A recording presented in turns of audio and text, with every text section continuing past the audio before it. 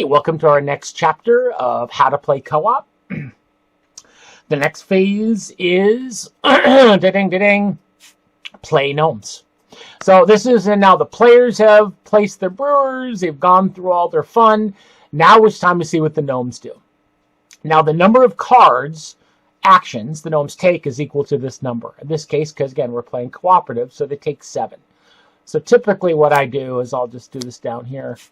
Let me shuffle this deck. I'm going to draw a hand of 7 cards and I'm going to lay them out. Okay. So we're going to proceed 1 card at a time. Again, it's not connected to the workers. The gnome workers were just there to block spaces. This is what the dragon and gnomes do every turn. So we do this 7 times in a row, and this is where the players hold their breath. So, first card. First thing you do is you look at the top. A blue arrow means move into an adjacent. So the dragon is going to move into a high highland space. Well, guess what? Dragon is adjacent to the highland and moves. And the red player's like nervous because that's right next door. Then now we do the gnome action. So we attempt to do the first action. If we can't do that one, we do this one. If we can't do that one, then the gnomes earn 2 points. So this is a beer competition. If we recognize it's the exact same symbol as the action cards. So do they share spaces in any of those 3 types? They do not. So they cannot perform that action. They do not occupy with an enemy player either of these 3, right? A highland, a forest, or a swamp. They only occupy the grassland. So they can't do the first thing. Now do the second thing, which means they always try to do the left thing. They can't do that, and they try that. They can't do that, they try that. So in this case, into a forest tile, adjacent to a tile they occupy. So it's important to note that this, for adjacency purposes, this counts as being occupied by the gnome. So the forest tiles that are adjacent are this tile, it's every forest tile on the board. So the question is, how do you know what forest tile they perform the action in? That's what this symbol at the bottom means. Which means, first we try to go to the lion, and if lion's not valid, then we try this. So in this case, I can tell you right now, lion is the only one that they can do, right? The first one. Then they take, how many cubes was that? 3. I always forget. From their board, exact same the way the players do, they decide to invade. And the red players feeling like they're in a gnome dragon sandwich. Okay, so that card is done. Hey, 1/7 of the way there. Next card, dragon moves, again, blue arrow, moves to the capital. He is not adjacent to Dragon Keep, therefore the dragon does not move. This is build. So the gnomes try to build, and this is the order of which they try to build. If there's ever 2 eligible to build, then they use the symbols in the bottom. So the only place the gnomes can build, they can't build here because they already have one. They can't build here because they already have thing. This is the only tile that they can build in. They add a brewery. Done. So once they perform the action, the card's done. Let's continue with the gnomes. Fly to the middle. So the arrow, like that curved green arrow means fly to Dragon Keep, which means he goes flap, flap, flap, flap, flap, and lands. So we haven't talked about dragon rampages.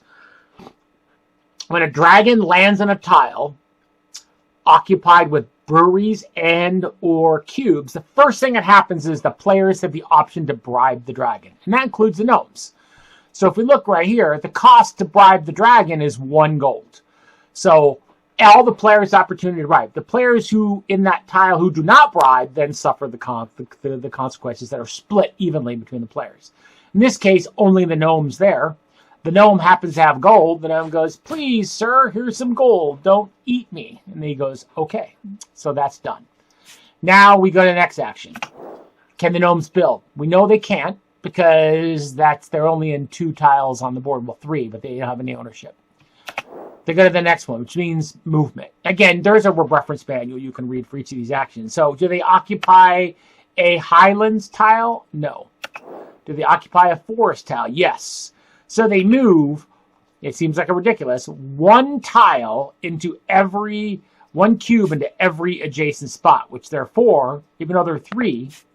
We do it in tile symbol order until they're all met. So in this case, we go ram first. There you go, ram. The next symbol is a fish. Fish. The third symbol is a crab. Oh, ram should have gone here too. Sorry. So ram should have gone here and here, right? The ram was first, and then this one here. So that's it. So they basically built a brewery and then fled to spread. That's actually it looks like it's a weak move, but it's strong because if they get 2 more builds, they're going to build a lot of breweries this first round. What does the dragon do now? The dragon moves, again, flies back to the sea. The first sea symbol is Pisces. Do we have a Pisces fish? We do, right here. Flies there. No boat there. It's safe. The gnomes do a beer competition. Subtract 2, add 2. In mountains. They're not in the mountains. In the grasslands. Oh, they're in the grasslands, which means they're going to add 2 and subtract 2. So they add 2, subtract 2. So what does this mean now? They have a strength of 2, 3 versus a strength of 4, which means that purple player is vulnerable to actually losing their brewery if they get a build. Let's see what happens. Oh, and that's what happens. So first the dragon tries to move to swamp. Dragon is not adjacent to swamp, does not move. He's resting. They get a build. Well, as I predicted, because it has a higher market strength here, oh my god, these gnomes are just dominating. Boom. Replaces the brewery. This brewery goes here, back to the player, and the player then, remember to adjust their brewery production accordingly. Okay. Okay, the gnomes get to move two more times. We don't have to cry yet, but this is looking like a rough turn. Dragon moves to forest. Can the dragon? Nope, not adjacent to forest. Oh, by the way, dragons cannot ride boats. People always ask me. Can the gnomes build? Nope. Yeah, wait, I can't kick it back. Sorry, that's why I coughed, because I laughed. Because, yeah, they can build in 2 possible spaces. So because there's 2 forest tiles, what symbol appears first?